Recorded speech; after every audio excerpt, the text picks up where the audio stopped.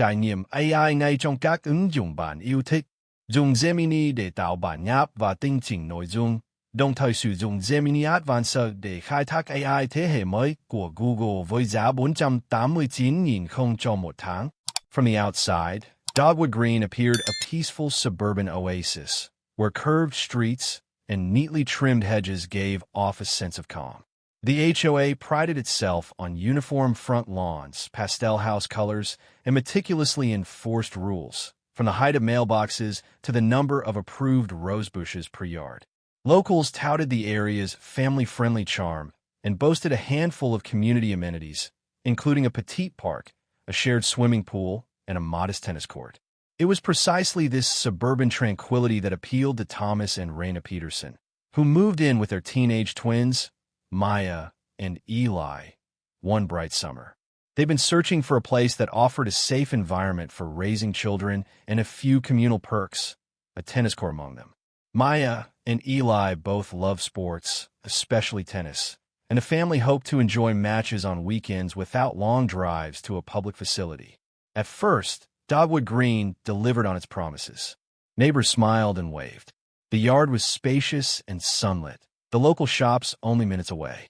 The HOA's rules felt strict yet manageable. The Petersons could handle no boat parking or no loud parties after 9 p.m. if it meant quiet nights. While touring the house, they had glimpsed the modest tennis court at the cul-de-sac's end, a single, somewhat worn court with a chain-link fence around it. The net looked used but serviceable. They imagined easy father-daughter or mother-son matches, forging deeper bonds amid playful competition. Not everyone welcomed the new residents with genuine warmth. However, Brenda Hartley, whom many privately referred to as Karen, watched from her porch as the Peterson family settled in. Brenda, in her mid-50s, was known for patrolling the neighborhood with her small notepad in hand, ready to note any infractions to present to the HOA board. Her short, meticulously styled hair and stern expression conveyed that she meant business. She lived alone in a tidy house on the street near the tennis court, close enough that she could see or hear any activity there. Unlike others who might embrace the neighbors, Brenda scowled at the idea of new families using her surroundings. She already disliked the tennis court for the gentle pop of balls and occasional bursts of laughter that drifted to her backyard. The noise, in her opinion, disturbed her quiet afternoons and, more importantly, her daily naps. For years, Brenda had lobbied the HOA to restrict the court's hours or even dismantle it entirely. But the board, wanting to maintain a family-friendly image, had refused. When she learned the Peterson twins were avid tennis players, Brenda felt a spark of dread. She envisioned them playing daily, ramping up noise levels, bringing friends over. The mere thought triggered her rage. "This is going to ruin my peace," she muttered. As the family began to appear at the tennis court in the evenings, she made it her mission to find a way to limit or eliminate these annoying tennis games once and for all. The Petersons quickly integrated into the neighborhood. Maya and Eli, both 15, were polite, academically driven, and talented with rackets. They discovered the court was often empty, perhaps used once or twice a week by an older couple practicing gently. Otherwise, it sat lonely beneath the sun. Their first matches were short, just getting a feel for the worn surface. They soon realized they loved having near-exclusive access. Raina, enthralled by the chance to brush up her own forehand, joined them on weekends. Thomas occasionally played, though he was less skilled, joking that he served more double faults than aces. This harmless routine, however, grated on Brenda's nerves. She lived in a house that backed up to a patch of greenery close to the tennis court. Through the chain-link fence, she could glimpse the siblings swinging rackets, laughing. The gentle thwack of the tennis ball echoed with each volley, rising and falling in a rhythmic pattern. Afternoons, she wanted her nap. Even if the noise was moderate, she fixated on it, like an itch she couldn't ignore. The moment she heard the pop of a tennis ball, her scowl deepened. She began scouring the HOA rulebook for any references to sports equipment usage, quiet hours, or specific guidelines about the tennis court. The rules stated that the court was open from 7 a.m. to 9 p.m. daily, a clause the Peterson kids respectfully observed. The guidelines also recommended courtesy for neighbors. That was ambiguous enough for Brenda to try twisting it to her advantage. She started pestering the board with emails. The tennis racket noises are disruptive. We must reduce hours. The board brushed her off, saying no one else had complained. Determined, Brenda escalated her campaign. She marched to the court mid-match one Saturday when Raina and the twins were playing a friendly set. Wearing her trademark scowl, arms folded, she confronted them from outside the fence. "Excuse me," she barked over the chain links. "You realize how loud this is? My yard is right there. You're disturbing the peace." Eli paused his serve. Sorry, ma'am," he said politely. "We're within the court hours, though, right?" Raina approached, friendly but firm. "We always stop by 9 p.m. If the noise bothers you, we're sorry, but we're following the posted rules." Brenda's face tightened. "Those rules should change, then," she snapped. "Some of us have jobs that require daytime rest. We don't need your constant bouncing ball." Before Raina or the kids could respond, Brenda turned on her heel and stormed off. Maya frowned, muttering, "Wow, that was harsh." Raina exhaled, telling them to ignore it. "We're doing nothing wrong," she reassured them. Yet the tension lingered in the air, a prelude to the drama about to unfold. Beyond the tennis court conflicts, the Petersons found most neighbors kind and welcoming. They attended a casual block party, meeting folks who spoke of barbecues, holiday decorations, and local gossip. Brenda was absent from such gatherings. Rumor had it she disapproved of large neighborhood get-togethers. They gleaned from hushed conversations that she had a pattern of complaining about everything, from Christmas lights up too long, to kids playing basketball, to mild teenage music. The label Karen was whispered with eye rolls, referencing her endless interference. Aware that Brenda was fixated on them, the Petersons kept their tennis sessions polite. Maya and Eli sometimes practiced in the early evening, well before the 9 p.m. cutoff. They tried to keep voices down, though tennis by nature included calls like "out" or "yours." Raina and Thomas moderated their own volume, only occasionally cheering a good rally. They felt certain that the minimal commotion they generated was within reason. Still, Brenda occasionally marched past mid-game, scowling or feigning a reason to be near the fence. Sometimes she snapped photos with her phone, claiming she was documenting noise violations. No official citations arrived, but her presence cast a shadow. The teens started calling her the tennis court warden whenever she lurked, fueling their amusement, but also a hint of intimidation. One day, Thomas decided to speak with her directly, hoping for neighborly compromise. He knocked on her door, a neutral smile on his face. Brenda answered, suspicious. "Yes," she said curtly. Thomas introduced himself politely, explaining that he wanted to ensure the tennis games weren't unduly bothersome. She cut him off. It's constant ball thwacking. I can't relax in my own yard.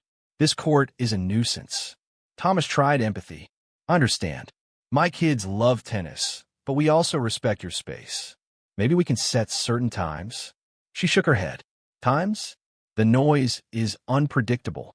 The ball hits the racket, hits the ground, over and over. It's torture."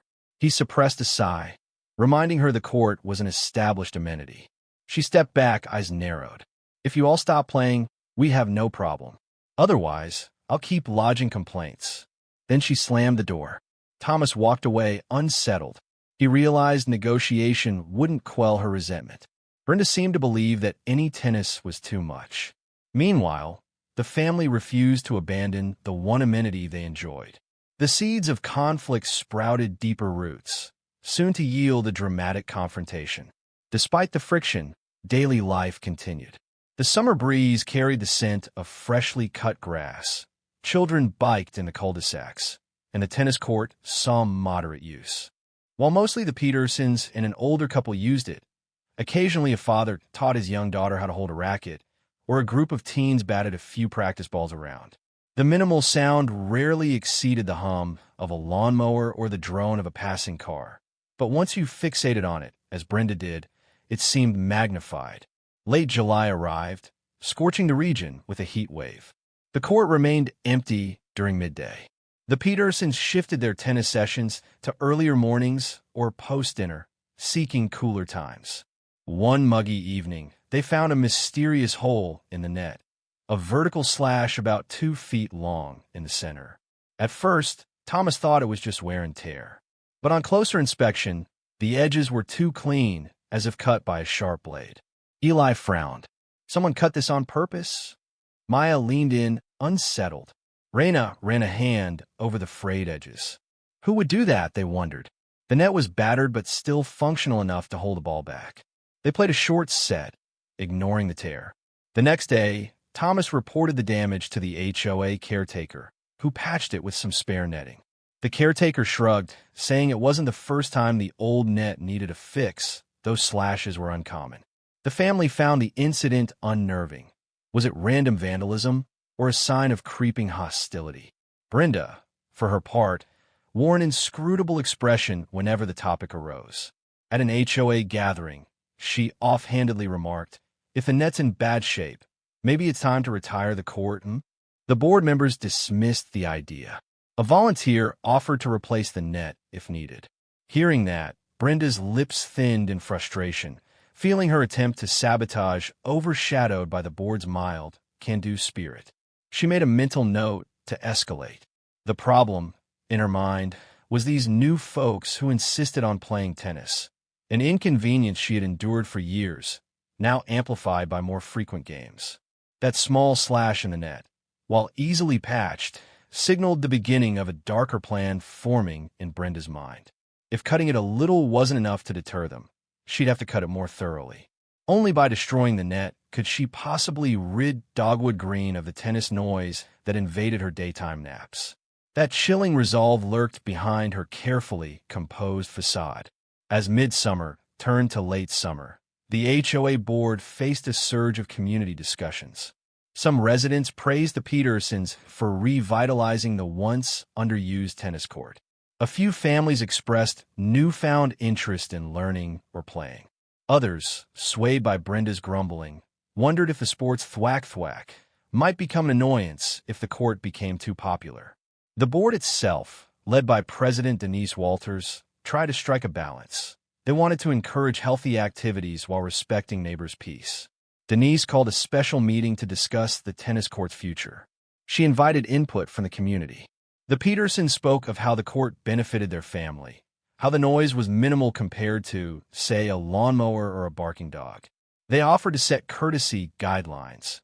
No tennis before 8 a.m. or after 9 p.m., no loud music, etc.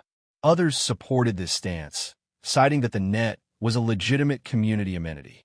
Brenda then took the floor, brandishing a printed list of noise complaints, most from her own letters.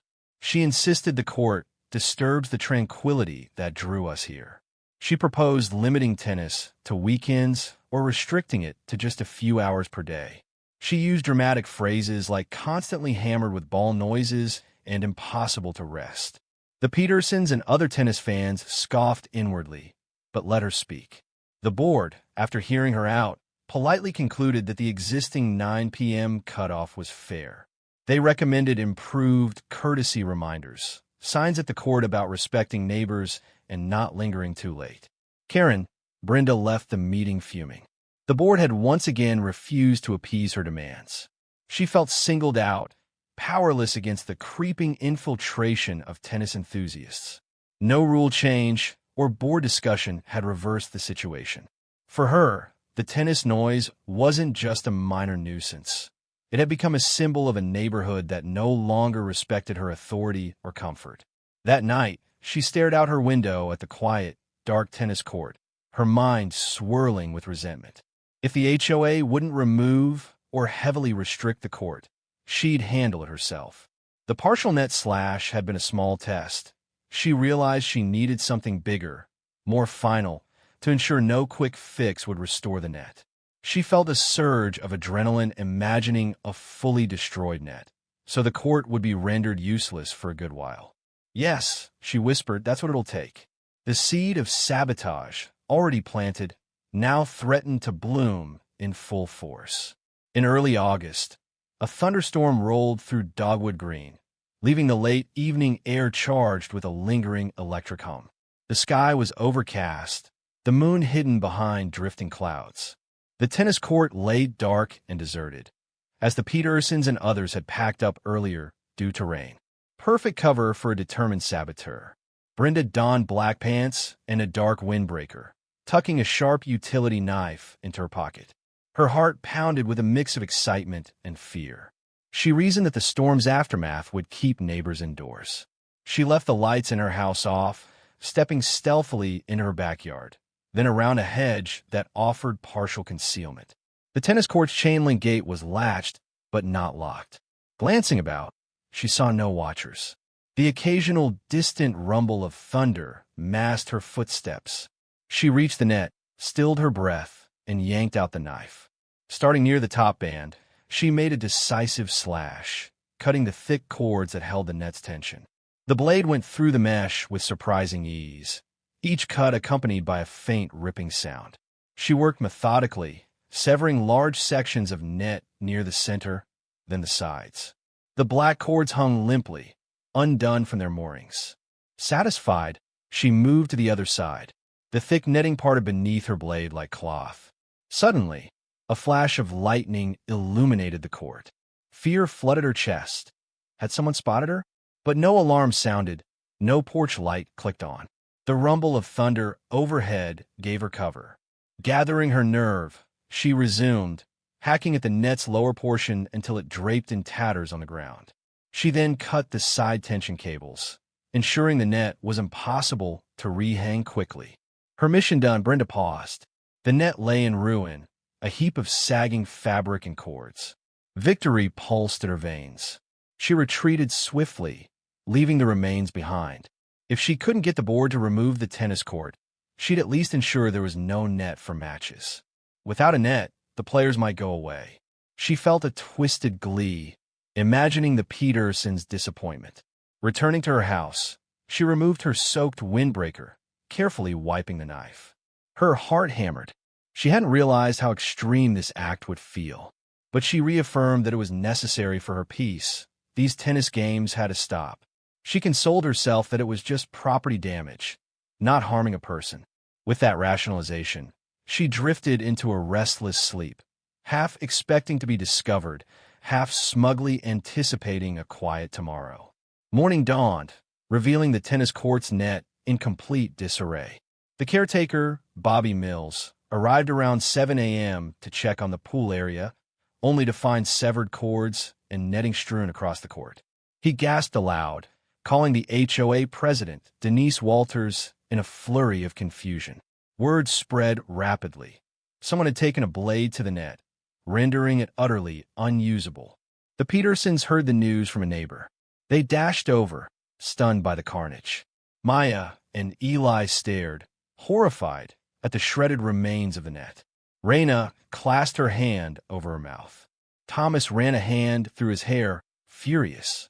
"Who would do this?" he asked quietly. A small crowd formed. People speculated about teenage vandals or random intruders. The older couple who occasionally played tennis expressed heartbreak. "We love our morning doubles. This is so cruel." In her house, Brenda pretended ignorance. She peered through her blinds, feigning shock on her face if neighbors glanced her way. She watched as the group milled around, taking photos, shaking heads. She took a certain satisfaction that the net was destroyed beyond quick repair. Replacing it would require new equipment, new tension cables. That might take weeks or months, especially if the HOA had limited funds.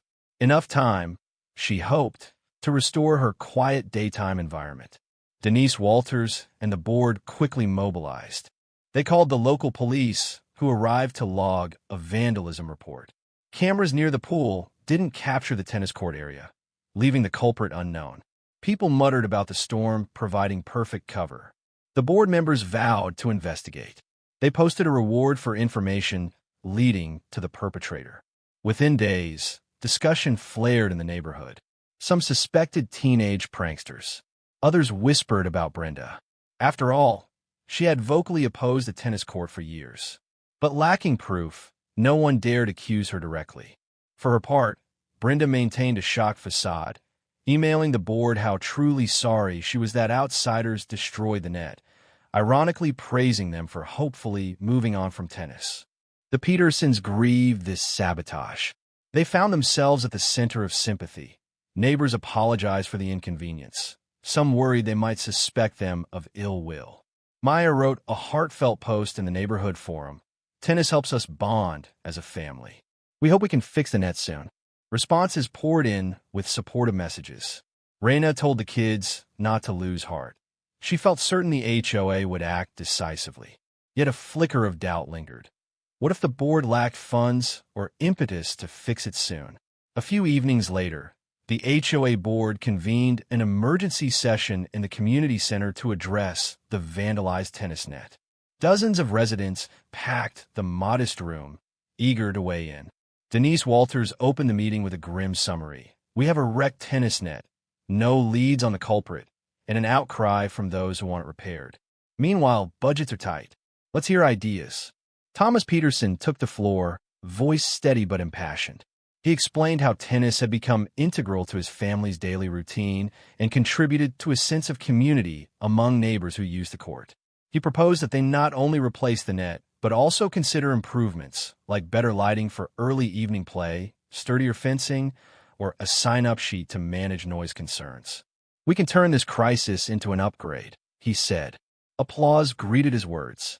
Next, a friend of the Petersons, Carlos Rivera, suggested installing motion sensor lights or a small camera near the court to deter future vandalism. Another neighbor, Kelly Summers, recommended exploring grants or fundraising to help cover costs. A few older residents who'd rarely used the court admitted they'd be more likely to play if it were in better shape. The atmosphere buzzed with synergy, as though the sabotage had galvanized the entire community to defend and enhance the tennis facility. Brenda, who always sat near the front at HOA meetings, made a show of rolling her eyes. When recognized by Denise, she spoke in an aggrieved tone. Look, I sympathize with those who want tennis. But do we really need all these expansions? If we keep incurring costs, our HOA fees will skyrocket. Shouldn't we just patch the net and move on? She avoided her usual demand to restrict or remove the court, likely sensing that opinion was not on her side. Sensing the surge of support for an expanded tennis program, Denise tactfully steered the conversation toward solutions.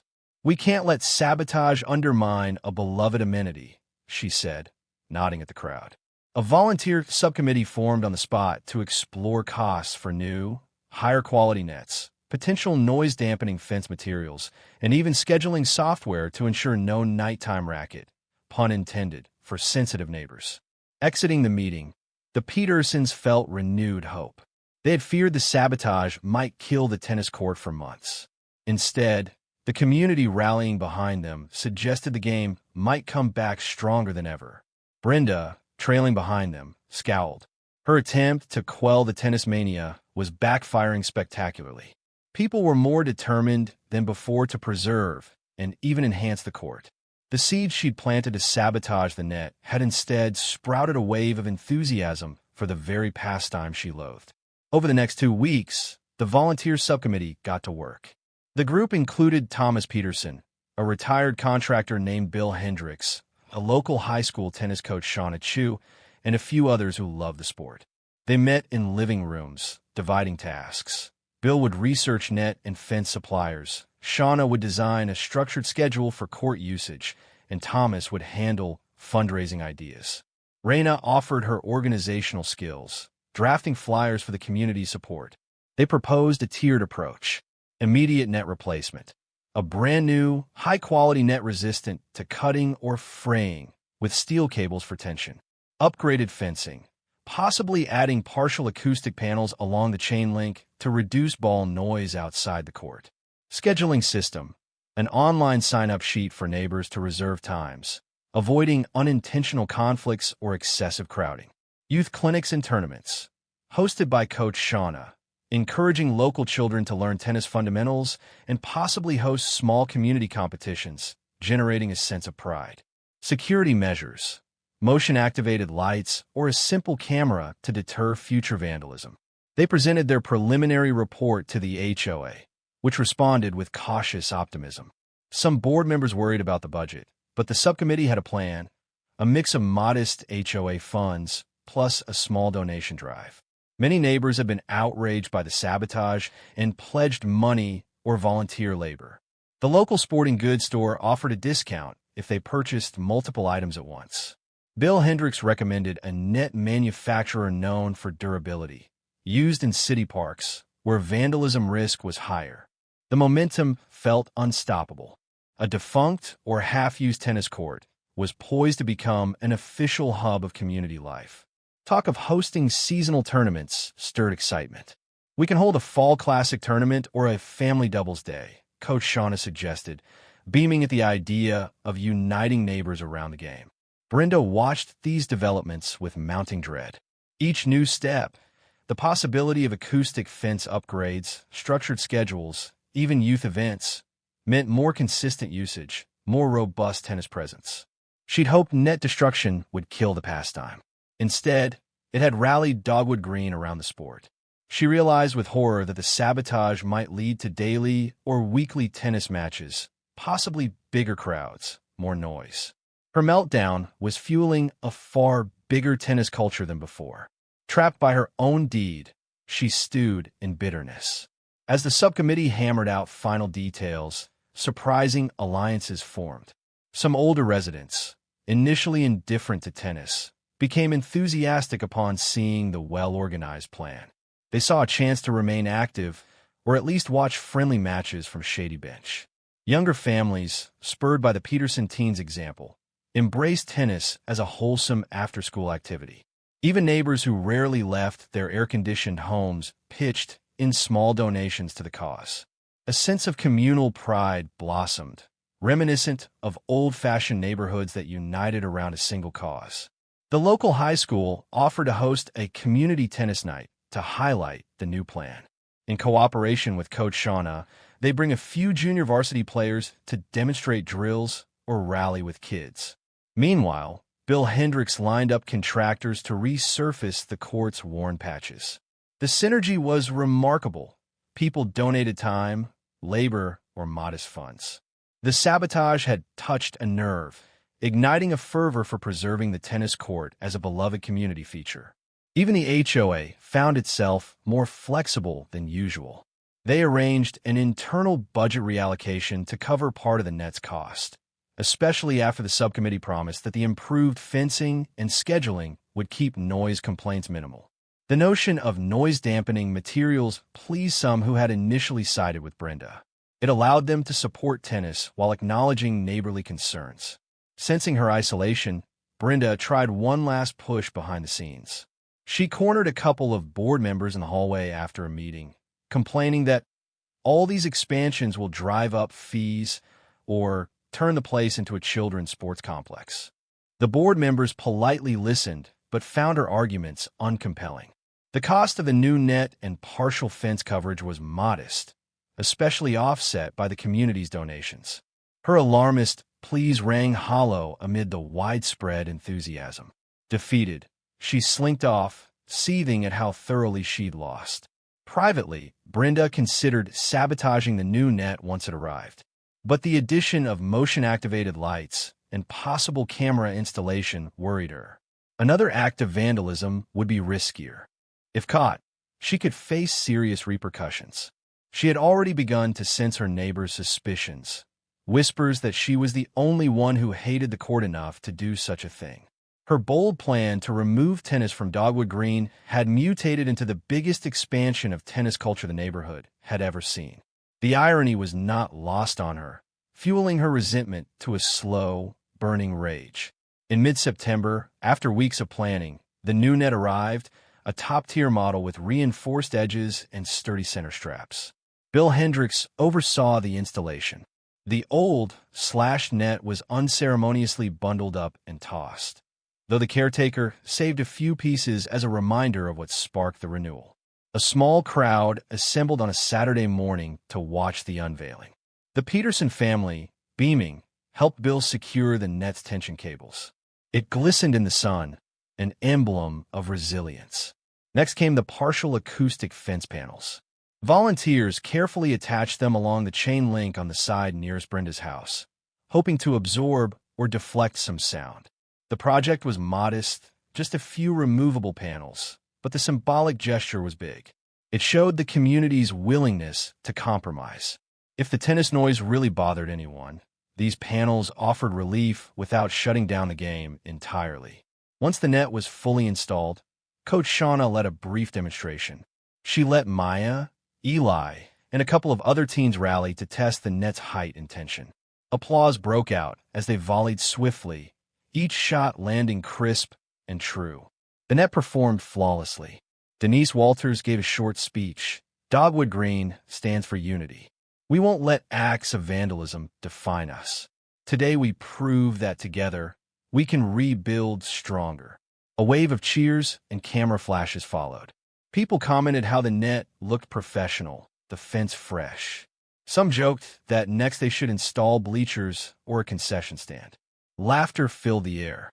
Among the crowd, Brenda stood at a distance, arms folded. She wore a forced smile, as though compelled to appear supportive. Inside, she seethed, watching everything she detested, organized tennis, enthusiastic players, flourish because of her sabotage. As the festivities wound down, the Petersons invited neighbors to a casual barbecue that evening to celebrate the new tennis program. Many accepted. Brenda lingered, overhearing them plan a rotation schedule. Maya and Eli, you have Monday afternoons. The older couple can do Tuesday mornings. A local kids clinic might do Thursdays. On it went, a well-structured lineup that guaranteed near-daily usage. She realized her dream of a quiet daytime had vanished. In a twisted sense, the meltdown she orchestrated had become the catalyst for permanent tennis presence. With the new net in place and the partial acoustic fence installed, the tennis court sprang to life. The sign-up system, posted on the HOA's website, allowed neighbors to reserve time slots. People who'd never touched a racket tried short sessions, encouraged by a newly supportive environment. A rotating group of teens started practicing regularly, forging camaraderie. Families began scheduling friendly matches. Some older residents used it lightly for exercise. The once-forgotten court was now a focal point of neighborly interaction. The structured schedule helped reduce random noise complaints. Brenda could see posted times online if she cared to look.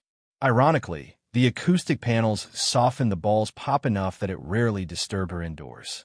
Yet her bitterness remained. She despised the increased foot traffic, the laughter and mild chatter near her property. The tennis court, she felt, overshadowed her once peaceful domain. Still, the net/culprit remained undiscovered. Police had no leads, and the community had moved on. Some neighbors quietly assumed Brenda's guilt, but lacked proof. No one confronted her directly. She recognized their suspicious glances from time to time, but feigned innocence. Meanwhile, her standing in the HOA board slipped. People found her negativity draining. Meetings ended with her stony silence, as the others pushed forward more tennis expansions, like a small, padded bench area for players waiting their turn. During one such board meeting, the question of hosting a fall doubles tournament arose. Over half the members seemed excited by the idea of local sponsors, minimal entry fees to cover refreshments, maybe small trophies for winners. Thomas Peterson saw it as a chance to unify the community further. Even Mindy Braun jumped on board. Only Brenda remained stoic, not voicing opposition, but clearly uninterested. She recognized the unstoppable momentum. Her vandalism had sparked precisely the wave of tennis activity she loathed. In the meantime, Maya and Eli thrived. They improved their game, forging friendships with neighbors who practiced with them. The tennis court became a place of camaraderie rather than mere function. Raina found herself talking to a new neighbor about gardening tips while waiting for the teens to finish a set. The net sabotage had ironically given everyone a renewed sense of ownership. The Karen, who tried to destroy the pastime, had inadvertently made it more cherished. Autumn leaves began to swirl around the cul-de-sac, painting the sidewalks with reds and golds. The newly installed net had endured a month of constant play, holding up well against daily usage. The small acoustic fence panels subdued noise enough that few realized tennis was in session unless they walked by. Brenda's daytime naps, ironically, became more peaceful than before, though she found no joy in it. Resentment simmered, knowing the sport had grown permanent. The much-anticipated fall doubles tournament took place on a crisp Saturday morning. The HOA set up a sign-in table near the court, a modest refreshment stand with bottled water and snacks, and decorated a small scoreboard. Over a dozen teams signed up, father-daughter duos, a pair of older retirees, a group of teen friends. Even the local high school's JV players dropped by to watch or assist. The air pulsed with excitement and the mild scent of pumpkin spice drifting from an adjacent bake sale.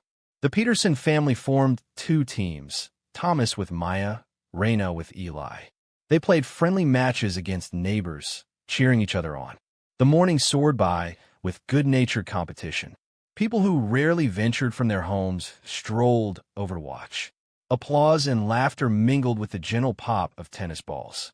The sabotage felt like a distant memory. Midway through the day, a local journalist from the county's news site arrived, invited by an enthusiastic neighbor who wanted to highlight Dogwood Green's tight-knit spirit.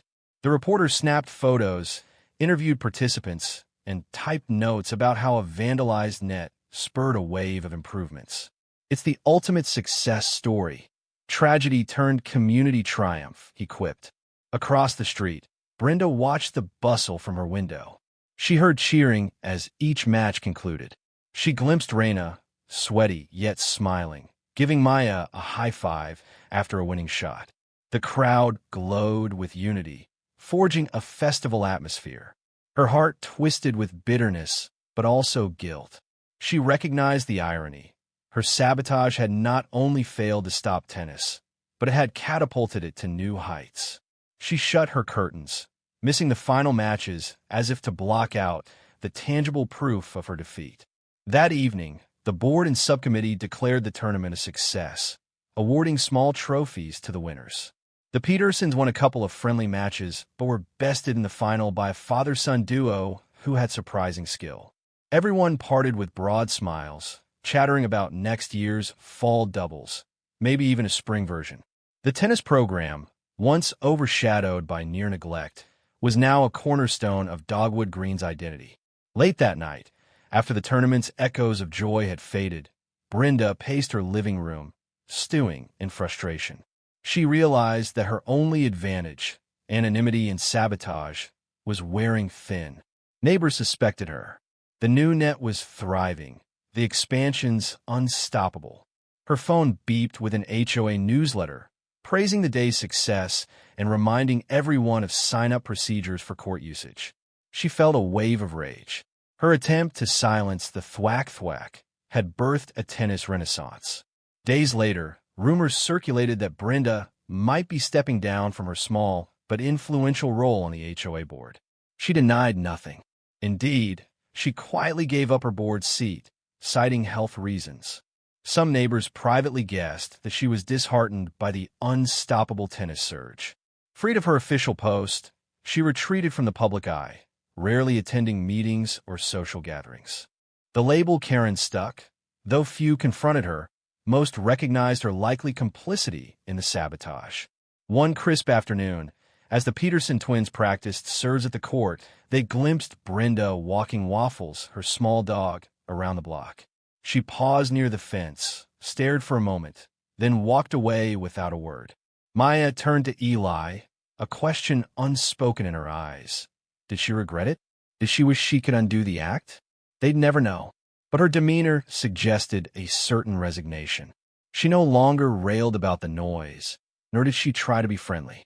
She simply existed in the shadows. By late autumn, the tennis schedule was a smooth routine. Early morning senior matches, midday youth clinics, after-school team pickup sets, early evening family doubles. The acoustic fence panels remained in place, and the net stood strong. The sabotage fiasco had shifted into memory, replaced by daily usage that rarely bothered anyone. The sense of collective pride overshadowed the dark incident. If anything, neighbors were more vigilant, ensuring no further vandalism would hamper their cherished pastime. Months turned to a new year.